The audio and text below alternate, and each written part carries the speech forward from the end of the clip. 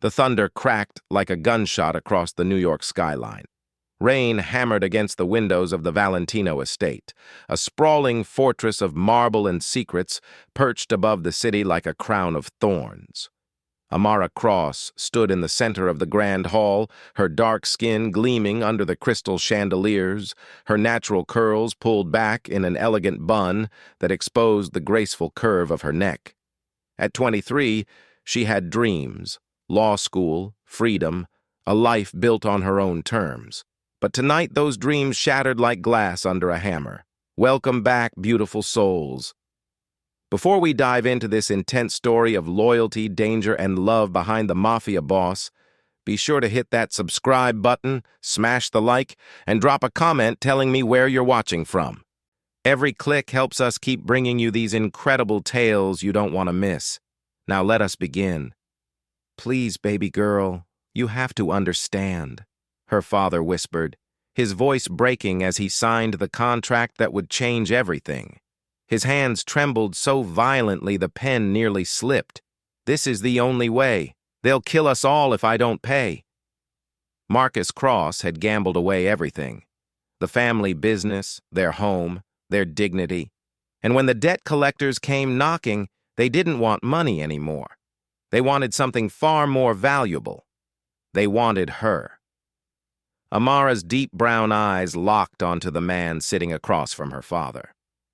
Matteo Valentino. The name alone made people cross themselves. He was the youngest Don in New York history, having taken control of the Valentino crime family at 28 after his father's brutal assassination. They said he was brilliant, ruthless, and completely without mercy. He was also devastatingly beautiful in the most dangerous way. Sharp jawline covered in designer stubble, piercing green eyes that seemed to see straight through lies, dark hair slicked back with precision. His tailored black suit probably cost more than her father's debt. Everything about him screamed power, control, and violence wrapped in silk. Those green eyes found hers, and Amara felt her breath catch, not from attraction, from pure, primal fear. "You're Amara," he said, his voice smooth as aged whiskey, dark as midnight. It wasn't a question. "I am," she replied, lifting her chin. She wouldn't cower, not yet. A ghost of a smile touched his lips. "Beautiful name. It means eternal in Sanskrit, bitter in Italian." He stood, towering over her at 6'3". "Which meaning suits you better, I wonder?" "Neither," she said, her voice steadier than her racing heart. "I'm temporary. This arrangement won't last." His smile widened, but his eyes remained cold.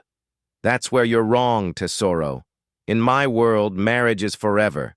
And you—" He reached out, tilting her chin up with one finger. "You're about to become mine in every way that matters." Her father choked back a sob. "Mr. Valentino, please, be kind to her. She's all I have left." Matteo's gaze never left Amara's face.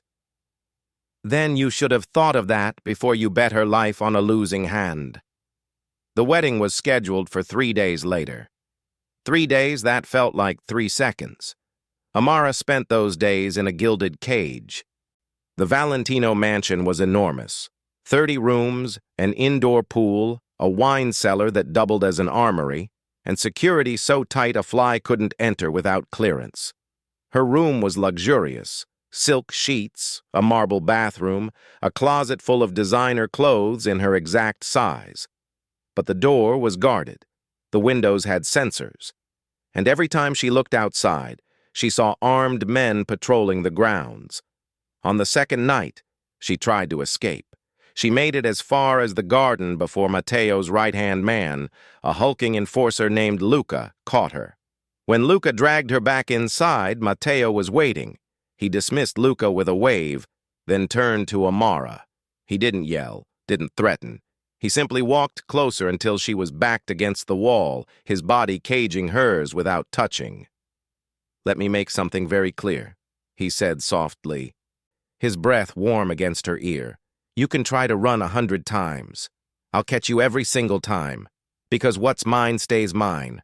And you, Amara Cross, became mine the moment your father signed that contract. I'm not property, she hissed, her hands balling into fists. No, he agreed, pulling back to look at her. Something flickered in his eyes. Was it regret? You're far more valuable than property. You're leverage. You're an alliance. You're the face I'll show the world to prove the Valentino family can merge power with.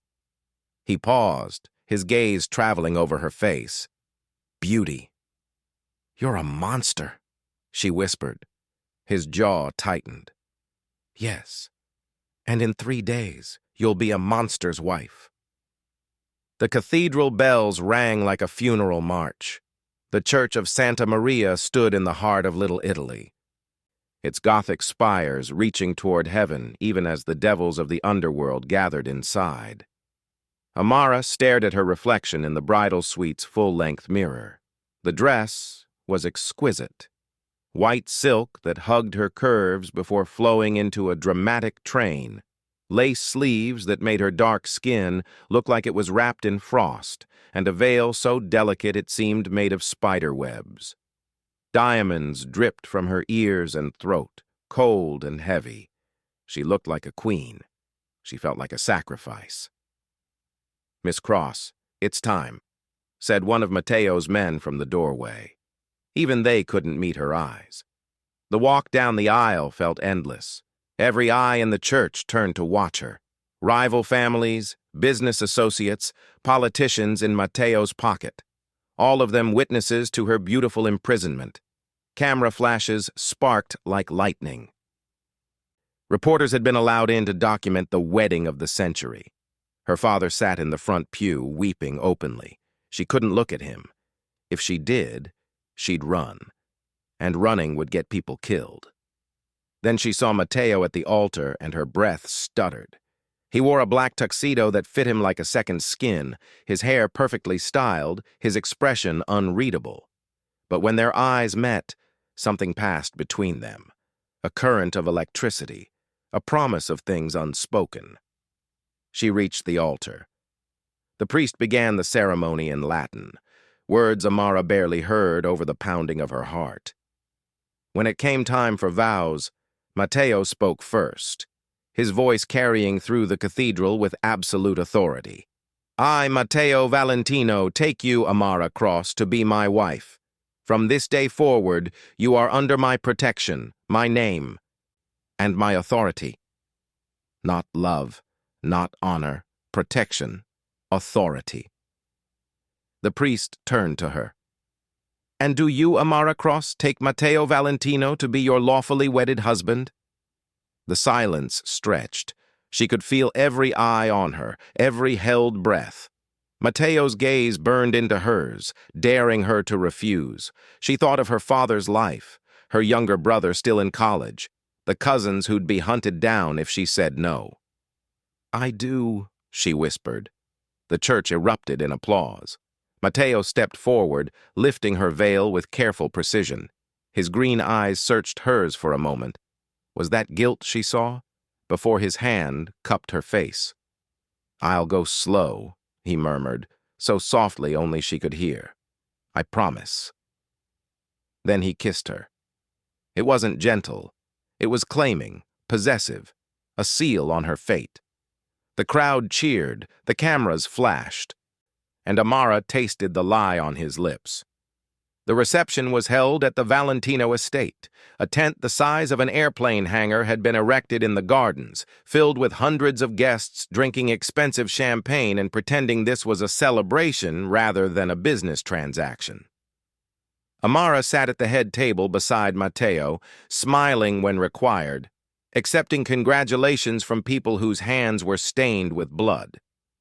Matteo's hand rested possessively on her thigh under the table, a constant reminder of what awaited her. You're doing well, he said quietly, leaning close. Keep smiling. Just a few more hours. Until what? She asked, her voice hollow. Until you collect what you paid for? His fingers tightened slightly on her thigh. You think I'm eager to hurt you? Aren't you? He didn't answer.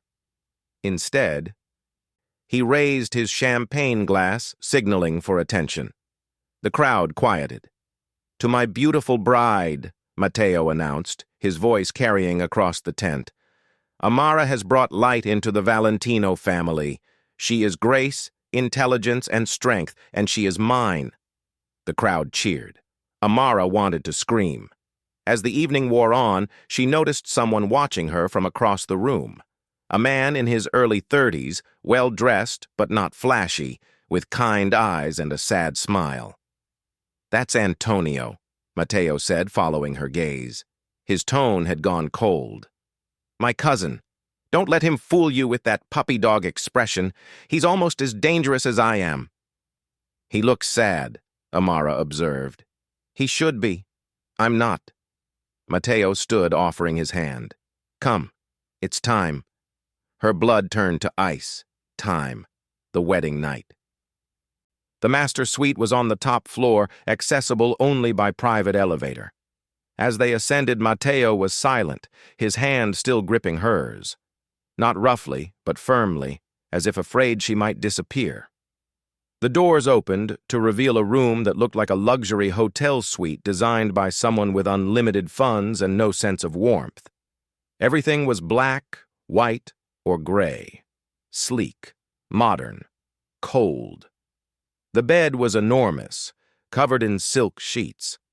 Rose petals had been scattered across it, a romantic touch that made Amara's stomach turn. Floor-to-ceiling windows overlooked the city, the lights twinkling like distant stars. Rain had started again, drops racing down the glass.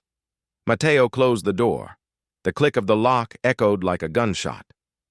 "You're shaking," he said, removing his jacket with deliberate slowness. "I wonder why," she replied, wrapping her arms around herself. He approached her, and she instinctively stepped back. He stopped, jaw tightening. "I told you I'd go slow," he said, "and I heard the lie." His eyes flashed. "You think you know me?" "I know what you are," she shot back, fear making her bold. "A man who takes what he wants, who bought a wife like she was a car, who'll use me and discard me when something better comes along." Something dark and painful crossed his face. "You're not a car, Amara, and you're not temporary." "Then what am I?" she demanded. "Because I'm not your wife." "Not really. I'm your prisoner with a ring." He moved so fast she didn't have time to react. Suddenly he was there, inches away, his hand cupping the back of her neck, forcing her to look up at him. "You're my wife. In every way that matters," he said, his voice dropping to a dangerous whisper. "The ring, the vows, the name. And tonight?" His thumb brushed the side of her neck, making her pulse jump. "I'll make sure you understand exactly what that means." Tears stung her eyes. "I won't make this easy for you." "Good," he said, surprising her. "I don't want easy. I want you exactly as you are, defiant, brilliant, beautiful." His hand slid into her hair, pulling out the pins until her curls tumbled free. "I want you to remember this night. Not because I forced you, but because you'll realize something." "What?" she breathed. His lips brushed her ear. "That I'm not the only one lying tonight." Before she could ask what he meant, he kissed her. This kiss was different from the one at the altar. Deeper. Hungrier. His hands moved to the zipper of her dress, and she felt it slide down her back, the cool air hitting her skin. "Wait," she gasped, breaking the kiss. He didn't stop. "I told you I'd go slow," he murmured against her throat. "But I never said I'd stop." The dress pooled at her feet.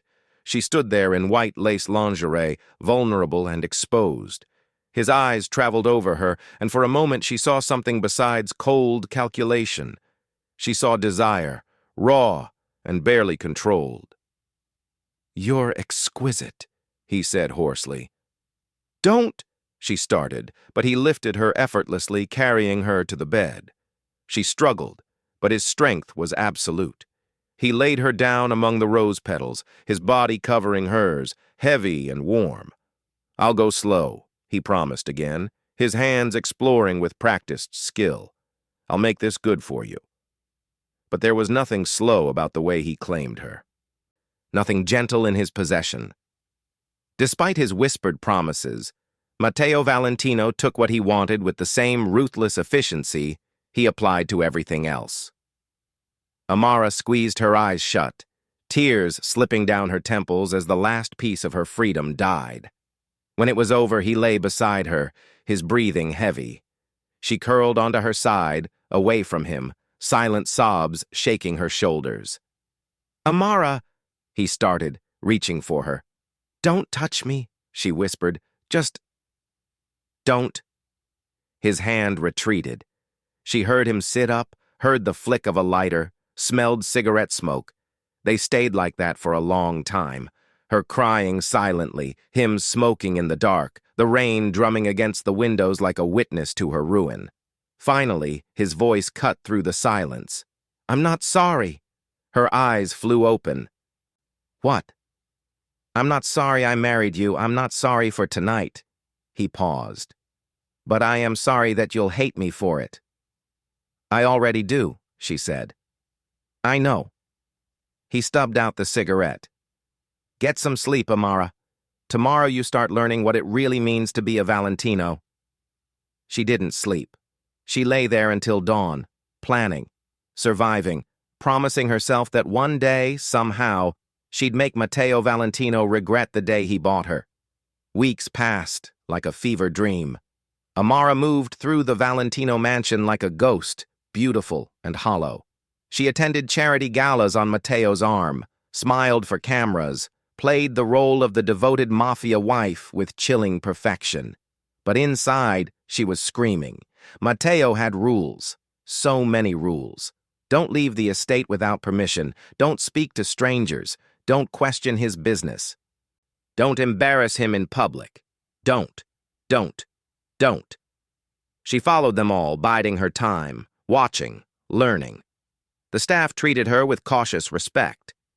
Luca, Matteo's enforcer, barely acknowledged her existence. The other wives of Matteo's associates gave her pitying looks at social events. Everyone knew the truth. She was a bought bride, a debt payment dressed in designer clothes. But Matteo confused her. He left for business early every morning and returned late. Sometimes he didn't return at all. When he did, he'd find her in the library or the music room, and they'd share these strange, tense moments where neither spoke but something unspoken hummed between them. He never touched her again after that first night. He slept in the same bed but kept to his side, as if afraid of crossing an invisible line. One evening, unable to bear the silence anymore, Amara ventured into Matteo's private study, a place she'd been explicitly forbidden to enter. The room was exactly what she expected. Dark wood, leather furniture, walls lined with books about war strategy and philosophy, a massive desk covered in paperwork, and on the desk, a photograph in a silver frame. Amara picked it up, her heart clenching. It was Matteo, maybe 5 years younger, smiling in a way she'd never seen. And beside him was a woman, petite, blonde, laughing, her hand resting on a visibly pregnant belly. Her name was Isabella. Amara spun. Matteo stood in the doorway, still in his suit, tie loosened, looking exhausted.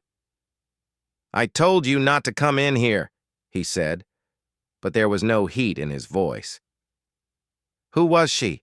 Amara asked softly, still holding the photo. He crossed the room, taking the frame from her hands with surprising gentleness. "My first wife. My real wife, some would say. The woman I actually chose." The words cut deeper than Amara expected. "What happened to her?" His jaw tightened.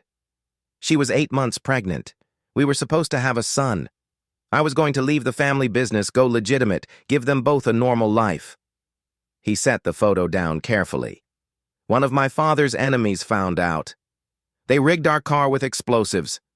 I was running late that day. A meeting ran over. She died alone. They both did. Amara's hand flew to her mouth. Matteo, Don't. He cut her off, green eyes blazing with old pain. Don't pity me. I don't deserve it. After she died, I became what you see now, ruthless, cold. Because mercy is what gets people killed in this world. Is that why you're cruel to me? She asked quietly. Because you loved her and you're punishing me for not being her? He looked at her then, really looked at her, and she saw something break behind his eyes. I'm cruel to you because if I'm not, I'll... He stopped, shaking his head. You should go. Tell me, she pressed, stepping closer. You'll what? I'll start to care, he admitted, his voice raw. And the last time I cared about someone, I got them killed. So yes, Amara, I keep you at arm's length. I make you hate me, because your hatred will keep you safe in ways my love never could. The confession hung between them, devastating in its honesty. Amara didn't know what to say. Part of her still hated him, hated what he'd done to her, how he'd taken her choices. But another part, a part she didn't want to acknowledge, saw the broken man beneath the monster's mask. You can't protect people by pushing them away, she finally said. He laughed bitterly. Watch me. Then he walked out, leaving her alone with the ghost of his dead wife and the echo of his truth. Everything changed on a Friday night. Matteo had taken Amara to a business dinner at one of his restaurants, a front for money laundering, though the food was genuinely excellent. She wore a black dress that hugged her curves, her natural hair in an elegant updo, gold jewelry glinting against her dark skin. Several of Matteo's associates were there with their wives. The conversation flowed between Italian and English, topics ranging from legitimate business to thinly veiled discussions of territory disputes. Amara had learned to read between the lines. She knew when shipment meant drugs, when negotiations meant assassinations, when expansion meant war. They were halfway through dinner when Luca burst in, face pale. Boss, we have a problem. Matteo's expression didn't change, but Amara felt him tense. What kind of problem? The kind with guns. 3 cars just pulled up outside. Rossi's men. The room went silent. Amara knew that name. The Rossi family was the Valentino's biggest rival, a crime syndicate that had been trying to take over New York for years. Everyone out the back, Matteo ordered calmly, standing. Now. Chaos erupted. The other families scrambled for the exits. Matteo grabbed Amara's hand, pulling her toward a rear hallway. Stay close to me, he commanded. They made it to the alley where several black SUVs waited. Luca shoved Amara into the back of one while Matteo barked orders to his men. Then the shooting started. Gunfire exploded through the night. Windows shattered. People screamed. Amara ducked as bullets tore through the car's windows, safety glass raining down like diamonds. Drive! Matteo roared, diving into the vehicle beside her. The SUV peeled away, 2 other vehicles following. But Rossi's men gave chase, their cars weaving through traffic with deadly precision. More gunshots. The rear window exploded. Matteo threw himself over Amara, shielding her with his body as the driver took sharp turns, trying to lose their pursuers. Stay down, Matteo shouted. Amara's heart hammered. This wasn't a movie. This was real. She could smell gunpowder and blood, feel Matteo's heart pounding against her back. The chase lasted 10 terrifying minutes before they lost the Rossi cars in the maze of industrial warehouses near the waterfront. The driver finally stopped in an abandoned lot. Matteo pulled back, checking Amara frantically. Are you hurt? Did they hit you? I'm fine, she gasped. Your arm. Blood soaked his sleeve. A bullet had grazed him, leaving an angry red wound. It's nothing, he said, but his face had gone pale. Luca came around, assessing the damage. We lost them, but they'll regroup. We need to get to the safe house. No, Matteo said. Take us home. Double the guards. Boss, that's not... I said take us home. Matteo's voice cracked with authority. My wife needs to be somewhere familiar. Move. Now. The ride back was tense and silent. Amara's hands shook as adrenaline slowly drained from her system. Matteo sat rigid beside her, his injured arm pressed against his side, jaw clenched in pain. When they finally reached the mansion, Matteo tried to walk on his own, but his legs gave out. Amara caught him, her arms wrapping around his waist. Let me help, she said softly. He looked down at her, and in that moment she saw the mask slip, saw fear, vulnerability, humanity. Why? He asked hoarsely. Why help the man who ruined your life? Because despite everything, she heard herself say, I don't want you to die. Something shifted in his eyes. Something dangerous and desperate. He pulled her close, his lips crashing against hers with bruising intensity. Not the claiming kiss from their wedding night, but something rawer, more honest, a kiss that tasted like blood and smoke and desperation. When they broke apart, both breathing hard. Matteo pressed his forehead to hers. You're making this so much harder than it needs to be, he whispered. Making what harder? Keeping you at a distance. His hand cupped her face, thumb brushing her cheekbone. Pretending I don't... He stopped himself, jaw tightening. We need to get inside. But Amara had heard what he almost said, and as Luca helped them into the mansion, as she tended to Matteo's wound with shaking hands, she realized something terrifying. She was starting to care about him too. The attack changed everything. Matteo doubled security. Guards patrolled in shifts around the clock. Amara wasn't allowed to leave the mansion at all now. And Matteo became a different person. He stopped leaving her alone. When he worked in his study, he'd have her sit in the corner, reading or on her laptop. When he had meetings, she waited in an adjacent room with guards. At night, he'd pull her close in their bed, holding her with an almost desperate intensity, as if she might vanish if he let go. What are you doing? She asked one night as his arms tightened around her. Keeping you safe, he murmured against her hair. Or keeping me prisoner? Both. Probably. No lies, just truth. The shift between them was gradual but undeniable. Conversations became longer. Silences became comfortable. He started asking about her life before, her dreams of law school, her childhood, her favorite books. And she started asking about him, the business he'd inherited too young, the father who'd been cruel and exacting, the weight of carrying a family legacy built on violence. One evening, she found him on the terrace, staring out at the city lights, a glass of whiskey in hand. Can't sleep? She asked, wrapping a shawl around her shoulders against the cool air. Never can, he admitted. Not since Isabella. Amara stood beside him. Tell me about her. The real her, not just how she died. He was quiet for so long she thought he wouldn't answer. Then, she was kind. Too kind for my world. She'd feed stray cats, volunteer at shelters, cry during sad movies. A sad smile touched his lips.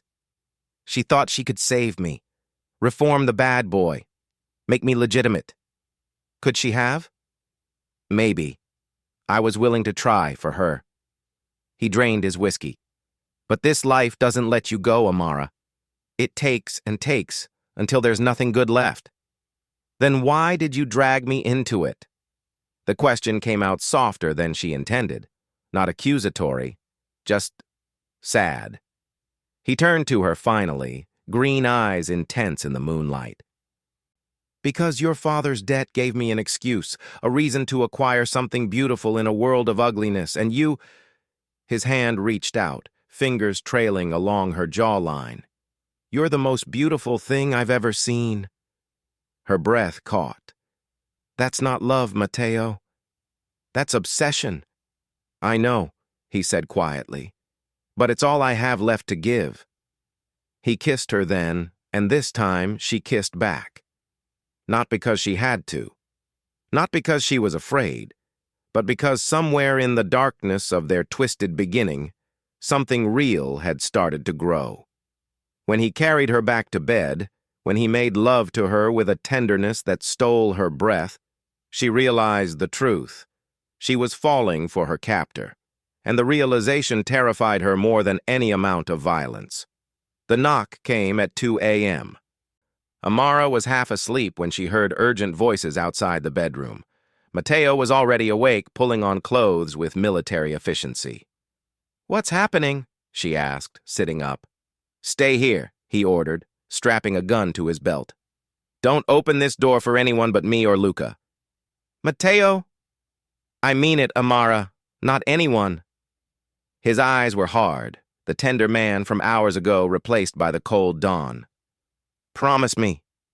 "I promise," she whispered. He kissed her forehead quickly, then disappeared into the hallway. She heard raised voices, footsteps, then silence. Amara sat in the dark, heart pounding. Minutes felt like hours. She thought about calling out, going to investigate, but his warning echoed in her mind. Then she heard it. A voice she'd thought she'd never hear again. "Amara? Amara, are you in there?" Her heart stopped.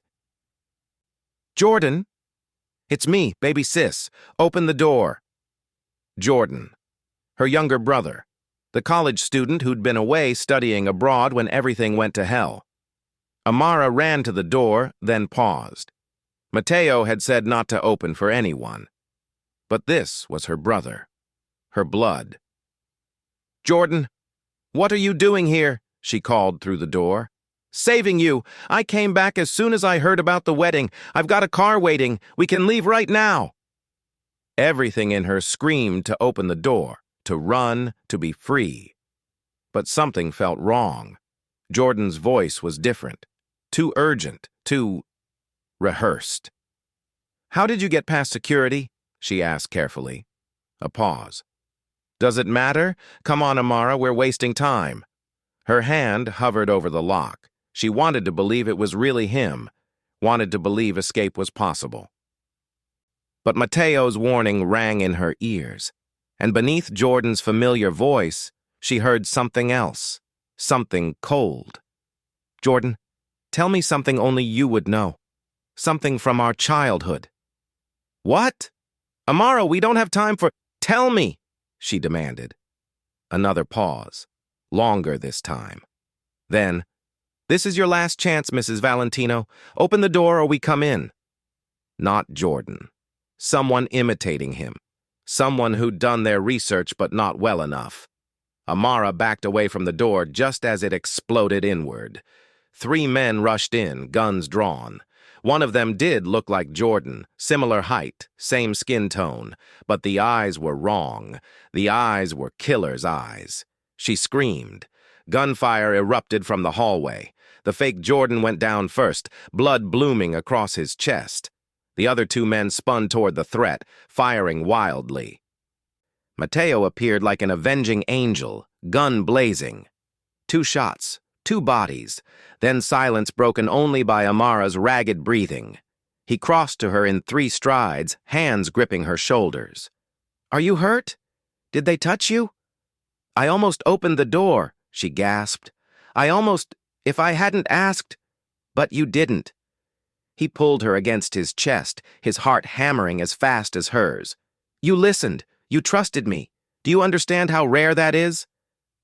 Luca appeared in the doorway with more men. "The rest are dead or captured, boss. It was a coordinated hit. 8 men total.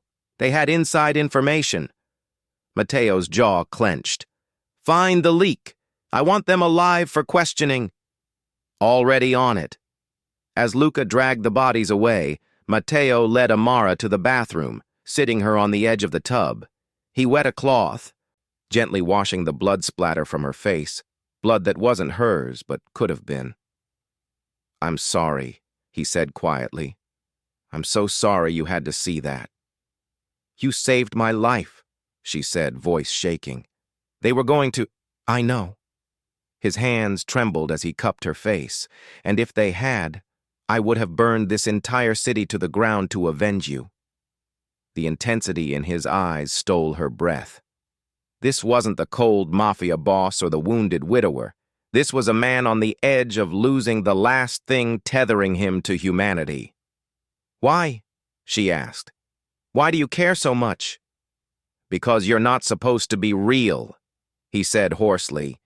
"You were supposed to be a trophy, a debt payment, a beautiful thing I could display and control. But you're—" his voice cracked. "You're so much more than that. You're brilliant and brave, and you challenge me, and I—" "Don't say it," she whispered, tears streaming. "Please don't say it." "I have to." He pressed his forehead to hers. "I love you, Amara. God help me. I love you. And it terrifies me because everyone I love ends up dead." The confession hung between them, devastating and raw. Amara closed her eyes, her own tears mixing with his. "I love you too," she admitted, the words feeling like a betrayal of everything she'd promised herself. "I hate that I do, but I can't stop. You're in my blood now, Matteo. You're part of me." He kissed her then, and it tasted like salt and desperation and truth. They made love on the bathroom floor, among the debris of violence, clinging to each other like drowning people grasping for air. And outside, the city slept, unaware that in a mansion overlooking the skyline, a monster and his captive had become something far more dangerous, two people who actually loved each other. The war came 3 days later. The Rossi family, learning of the failed hit, decided to go all in. They hit 3 of Matteo's warehouses simultaneously, burned 2 of his clubs, killed 5 of his men. It was a declaration. The Valentinos were fair game. Matteo's response was swift and brutal. He called a meeting of all the families, forcing them to choose sides. Most sided with him. The Valentinos had power, history, and most importantly, fear on their side. But the Rossis had desperation, and desperate men were the most dangerous. Amara found herself in the war room, a fortified basement beneath the mansion where Matteo and his captains planned strategy. Maps covered the walls. Weapon caches lined the corners. The air smelled like gun oil and coffee. "You shouldn't be here," Luca said when he saw her. "She stays," Matteo cut in, not looking up from the maps. "She's my wife. She has a right to know what we're facing." The captains exchanged glances but said nothing. In the weeks since the wedding, rumors had spread about Amara, how she'd survived an assassination attempt, how she'd stood her ground with the Dawn. Some respected her, others thought she was a liability. All of them were about to find out how wrong they were. "The Rossis have a shipment coming in tomorrow night," one captain explained, pointing to the docks on the map. "Weapons, drugs, money, if we hit it, it's a trap," Amara said quietly. Everyone turned to stare. "Excuse me?" the captain said, bristling. Amara stood, moving to the map. "Think about it. They've been aggressive, sloppy, hitting all your holdings, but suddenly they conveniently leak information about a major shipment? It's bait. They want you to send your men there so they can hit something else. Something more valuable." Matteo studied her, expression unreadable. "What would be more valuable?" She met his eyes. "Me." Silence. "They've tried twice to get to me," she continued, her voice steady despite her racing heart. "Both times failed. But if you empty this house to chase their decoy, I'll be vulnerable. And if they take me, they know you'll give them anything," Matteo finished, his face darkening with realization. "Territory, ports, everything." Luca slammed his fist on the table. "She's right. Dio, she's absolutely right. It's exactly what I'd do." The captains began speaking all at once, arguing strategy, but Matteo's eyes never left Amara's face. "So, we don't take the bait," he said slowly. "We fortify here. Let them come to us on our ground." "No," Amara said, surprising everyone including herself. We give them what they want. Absolutely not. Matteo's voice was ice. Listen to me. She moved closer, placing her hand over his on the table. You fortify here, they'll know you figured it out. They'll regroup, try something else, and we'll be playing defense forever. But if you let them think their plan worked... Understanding dawned in Matteo's eyes. We turn the trap back on them. Exactly. She looked around at the assembled men. You make it look like you took the bait. Send most of your forces to the docks, but leave a secondary team hidden here. When the Rossies come for me, we slaughter them, Luca finished, a dark smile spreading across his face. And we use you as bait. I like it. I like her. No. Matteo's voice was absolute. I won't risk her like that. You're already risking me by doing nothing, Amara argued. At least this way we control the situation. We end this war before more people die. More of my people, he corrected. Your safety is worth 100 of them. The captains shifted uncomfortably. No Don should ever say such things aloud. Amara cupped his face, forcing him to look at her. I'm not Isabella. I'm not fragile. I'm not someone who needs to be locked away in a tower. I'm your wife, Matteo. Your partner. Let me help you end this. The internal battle played across his face. Finally, he turned to his men. Leave us. They filed out quickly. When the door closed, Matteo pulled Amara against him, his grip almost painful. If anything happens to you, it won't, she said firmly, because you'll be there. We'll be ready. He pulled back, searching her eyes. When did you become so brave? I've always been brave, she said. You just never gave me the chance to show you. He kissed her hard and desperate. If we do this, if I agree, you follow my orders exactly. No improvising, no heroics. You stay where I tell you to stay. Yes, she agreed. And if something goes wrong, if they get past us, you run. You don't look back. You don't wait for me. You survive. Promise me. Matteo, promise me, Amara. His voice cracked. I can't lose you. I can't bury another woman I love. So promise me that if it comes down to it, you'll save yourself. She saw the terror beneath his command, the memory of Isabella's death haunting him. I promise, she whispered, but only if you promise me the same thing, that you'll survive too, because I can't lose you either. He nodded, jaw tight, then called his men back in. We do it her way, he announced. Tomorrow night, and God help anyone who touches my wife.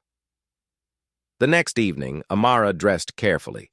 Black jeans, a fitted top, comfortable boots, clothes she could move in if needed. She braided her hair back tight, then checked the small pistol Matteo had given her. You know how to use it? He'd asked earlier. You assume I don't? That had earned her a rare, genuine smile. Where did you learn? My uncle took Jordan and me to the range when we were teenagers. Dad didn't approve. She'd checked the magazine with practiced ease. Guess that makes me more prepared for your world than you thought. Now, as she waited in the master suite, that gun was tucked against her spine, a comfort and a warning. The mansion had been carefully staged. Most of Matteo's men had visibly left for the docks, a convoy of vehicles that would have been impossible to miss. But hidden throughout the house were a dozen elite soldiers, men who'd been with the Valentino family for decades. And in the room next to Amara's, Matteo waited with Luca and his most trusted guard. The comm device in her ear crackled. Amara, status? Matteo's voice. I'm ready, she said quietly. Remember the plan. You stay visible through the window until they breach. Then you go to the safe room like we practiced. I remember. And Amara? A pause. I love you. I love you too, she said. Now let's end this. The waiting was excruciating. An hour passed, then 2. Amara forced herself to pace naturally by the window, visible to anyone watching the mansion. A beautiful target. Then the lights went out. The backup generators kicked in immediately, but for 3 seconds, the mansion was dark. 3 seconds was all they needed. "They're inside," Luca's voice came through the comm. "Ground floor, 6 hostiles, moving toward the stairs." Amara's heart raced. This was it. "Second team just breached the east wing," another voice reported. "Another 4 hostiles." 10 men, more than they'd expected.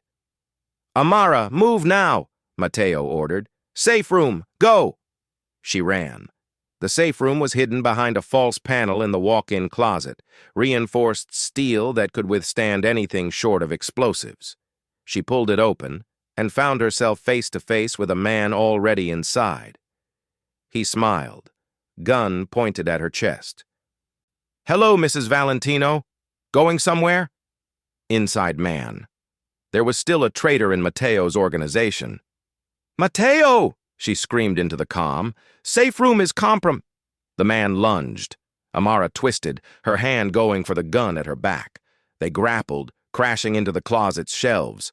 Designer clothes tore, hangers clattered. She got the gun out, but he grabbed her wrist, slamming it against the wall. The pistol skittered away, his other hand wrapped around her throat. "Nothing personal," he wheezed, "but they're paying me more than Valentino ever did." Black spots danced in her vision. She clawed at his hand, desperate for air. Her fingers found something on the shelf, the heavy heel of a designer shoe. She grabbed it and swung with everything she had. The heel caught him in the temple. He staggered, grip loosening. She swung again, and again, until he collapsed, bleeding and unconscious. Amara gasped for air, her throat screaming in pain. She grabbed her gun and stumbled out of the closet just as the bedroom door exploded inward. 3 Rossi soldiers burst in. She fired twice, dropping the first one. The other 2 dove for cover, returning fire.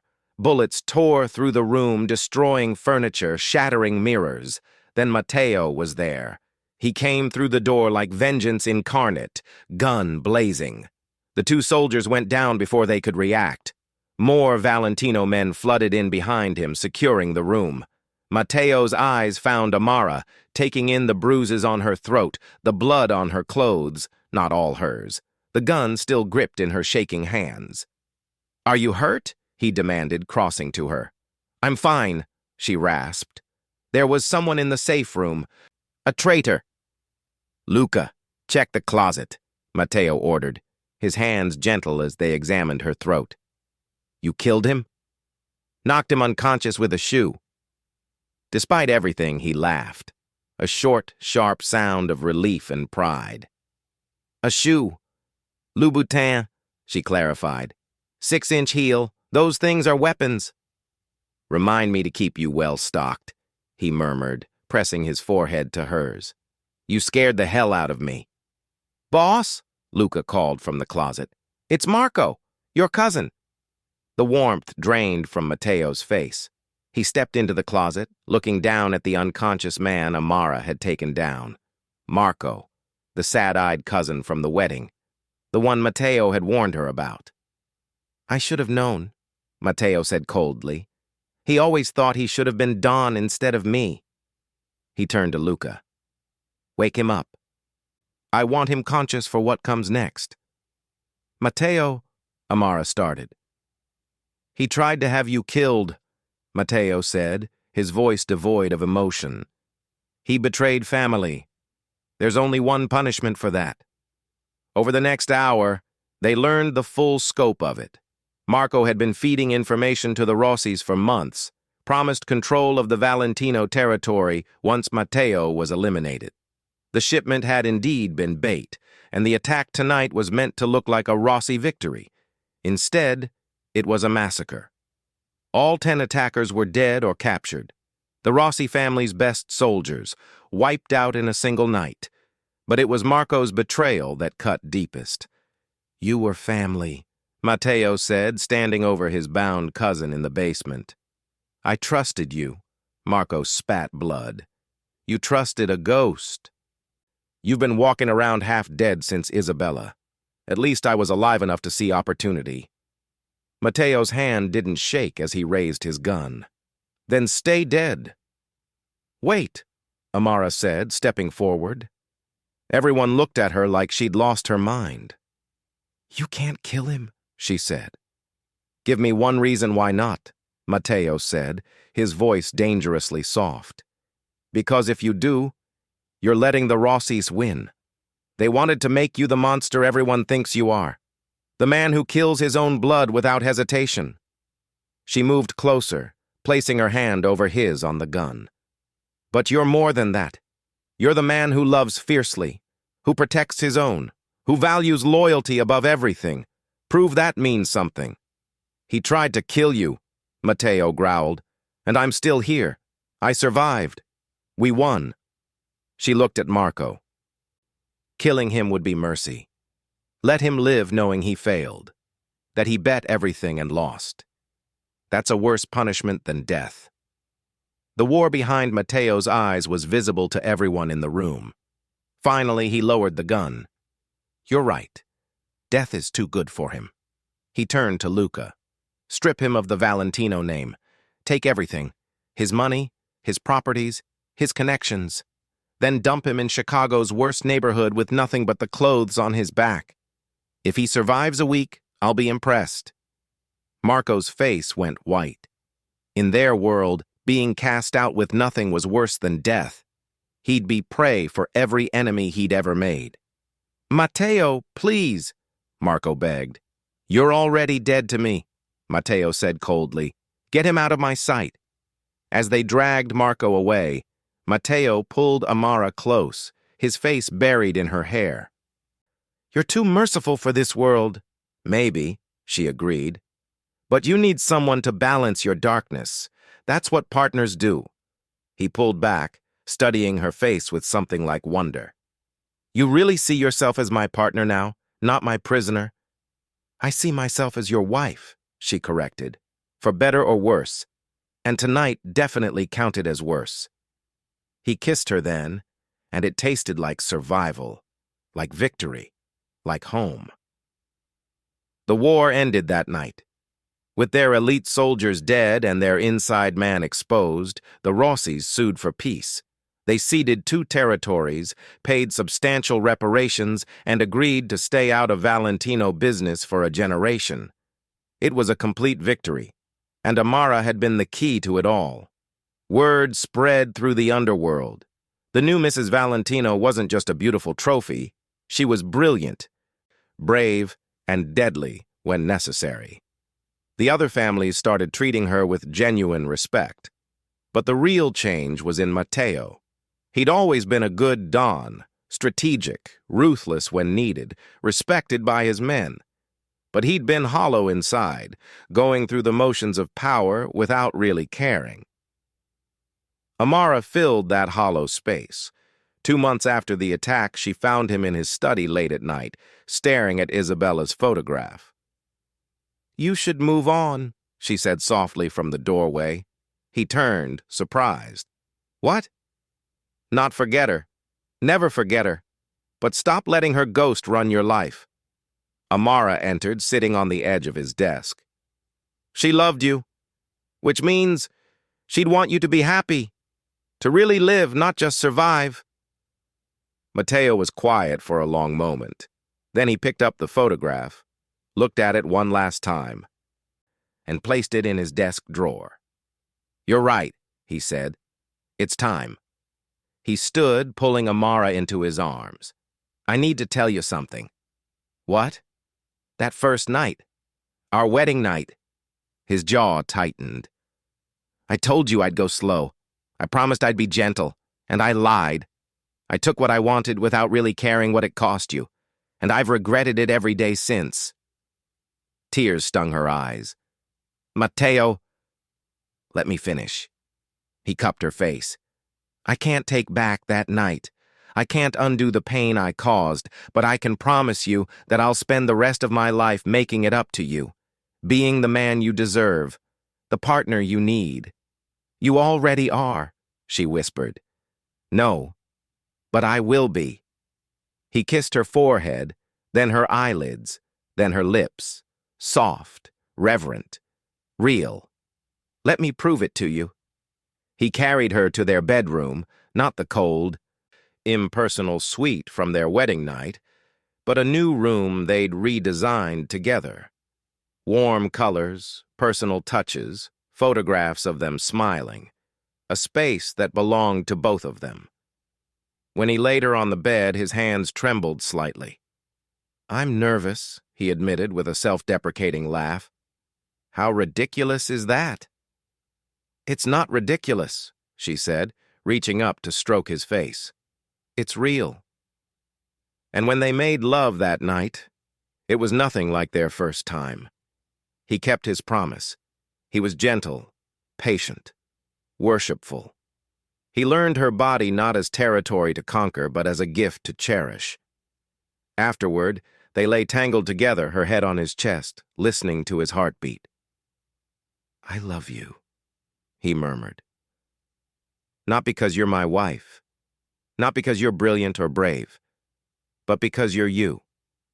Amara Cross Valentino. The woman who survived hell and came out strong enough to save me from myself." "I love you too," she said. "Even though you're a bossy, overprotective, sometimes infuriating mafia boss."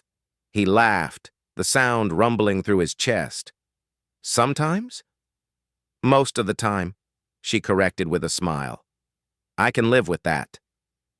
They fell asleep like that, wrapped in each other, two broken people who'd somehow managed to put each other back together. 6 months later, Amara stood on the rooftop garden of the Valentino mansion, the same rooftop where Matteo had promised her a do-over all those months ago. But tonight was different. Tonight, the garden was transformed with thousands of twinkling lights, a string quartet playing softly, roses everywhere. "What is all this?" she asked as Matteo led her to the center. "A vow renewal," he said simply. "The first wedding was for business, for family, for everyone else. This one is just for us." Tears blurred her vision. "Matteo." He took her hands. "Amara Cross Valentino. I'm not going to pretend our beginning wasn't dark. I'm not going to rewrite history and claim it was love at first sight. But I am going to promise you that from this moment forward, every day will be a choice. I choose you. I choose us. I choose to be worthy of your love." She squeezed his hands, her voice shaking. "And I choose you. Not because I have to. Not because of debt or obligation or fear, but because you're the man I want to wake up next to. The man I want to fight beside.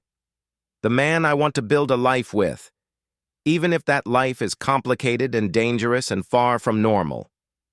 "Is that a yes?" he asked with a small smile. "That's a hell yes," she said. He slipped a new ring onto her finger, not the ostentatious diamond from their first wedding, but a simple gold band engraved with words in Italian. "What does it say?" she asked. "Dal buio alla luz," he translated. "From darkness to light, because that's what you gave me. That's what we gave each other." They kissed as the city sparkled below them, as the quartet played, as the stars witnessed their second beginning. And when they pulled apart, Matteo whispered, "I'll go slow, and this time, I mean it." "I know," she said, smiling through tears. "I trust you." It was the truth. Somewhere along the way, through violence and fear and pain, they'd found something real, something worth fighting for. Love born from darkness could still shine bright.